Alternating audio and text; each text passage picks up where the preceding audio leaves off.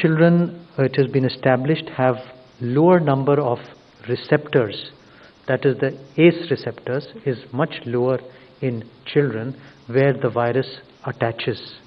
Particularly the Scandinavian countries, many parts of Europe, wherein they did not shut down their primary schools during the first wave, second wave, third wave, whatever waves they had, their primary schools were always open.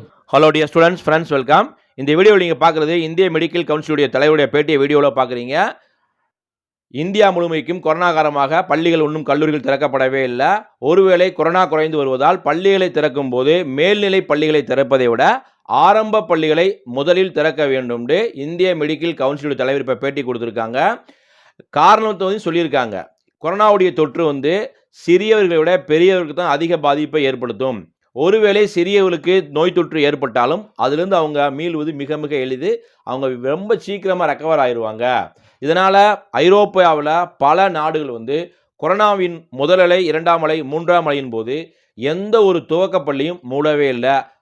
பள்ளிகள் கல்லூரிகள் மூடி இருந்துச்சு. ஆனால் ஆரம்ப பள்ளிகளை மூடாமல் தொடர்ச்சியாக நடந்துக்கிட்டே வந்தாங்க அப்படின்னு சொல்லியிருக்காங்க.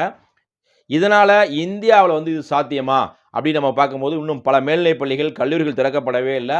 கோவிட்டுடைய மூன்றாம் அலை எந்த அளவுக்கு இருக்குது, அது எந்த அளவுக்கு பரவும், எந்த அளவுக்கு மாணவர்களுக்கு பாதிப்பை ஏற்படுத்தும் என்பதை பொறுத்து அந்தந்த மாநில அரசுகள் முடிவெடுக்கும். ஆனால் மாநில அரசுகள் முடிவெடுக்கிறது எதை வச்சுருந்தா மருத்துவர் நிபுணர் குழு அளிக்கக்கூடிய பரிந்துரைகளின் அடிப்படையில் தான் கண்டிப்பாக பள்ளிகளும் கல்லூரிகளும் திறக்கப்படும். நேற்று கூட எய்ம்ஸ் உடைய டைரக்டர் சொல்லியிருந்தாங்க, படிப்படியாக பள்ளிகளை திறக்கலாம். இந்தியாவில் எந்த மாவட்டத்தில் கொரோனாவுடைய நோய் தொற்று 5% கீழ் உள்ளதோ அந்த மாவட்டத்தில் மட்டும் பள்ளிகளை கல்லூரிகளை திறக்கலாம்னு சொல்லியிருக்காங்க. இது ஒவ்வொரு மாநில முதலமைச்சர்களும் தங்களுடைய ஆளுகைக்கு உட்பட்ட அந்த மாநிலத்தில் கொரோனாவுடைய தொற்று எப்படி இருக்குது அப்படி பார்த்து கொரோனாவுடைய தேர்ட் வேவ் எந்த நிலையில் இருக்கும், எப்படி பரவும், எந்த பாதிப்பை உண்டு பண்ணும் என்பதை பார்த்து தான் ஸ்கூல் காலேஜஸ் ரீஓப்பனிங்கை பற்றி அஃபீஷியல் அப்டேட் கொடுத்துருக்காங்க. இப்போ இந்த வீடியோ நம்ம பார்த்தது ICMR உடைய தலைவர் தங்களுடைய ஒப்பீனியன் சொல்லியிருக்காங்க. பொறுத்து பாருங்கள், இந்தியாவில் குறிப்பாக தமிழகத்தில் ஸ்கூல் காலேஜஸ் ரீஓப்பனிங்கை பற்றி அஃபீஷியல் அப்டேட் சிஎம் எப்போ தர்றான்னு. இந்த வீடியோ பிடிச்சா லைக் பண்ணுங்கள், இந்த வீடியோவை உங்கள் ஃப்ரெண்ட்ஸுக்கும் ஷேர் பண்ணிக்கோங்க. All the best, thank you. இது தொடர்பாக இந்திய மருத்துவ ஆராய்ச்சி கவுன்சில் தலைவர் பல்ராம் பார்கவா ஒரு யோசனை தெரிவித்துள்ளார்.